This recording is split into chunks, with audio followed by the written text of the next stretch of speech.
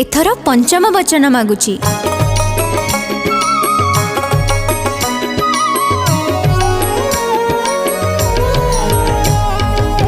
पंचम वचन मोर सुण कहूची, मनरे रखी था तुम्हें पकाई गंठी।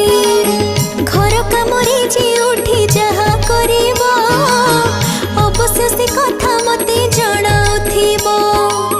निण दिन खर्च आदि जहा करिबो, मोर परामर्श तुम्हें निश्चय नेबो। दुहिंक सह माटीरे घर चलिबो, मानिले पंचम घेरा संपूर्ण हेबो। पंचम वचन मोर सुण कहूची, सुण कहूची, मनरे रखी था तुम्हें पकाई गंठी, पकाई गंठी। कौन मो कथा मानिब तो?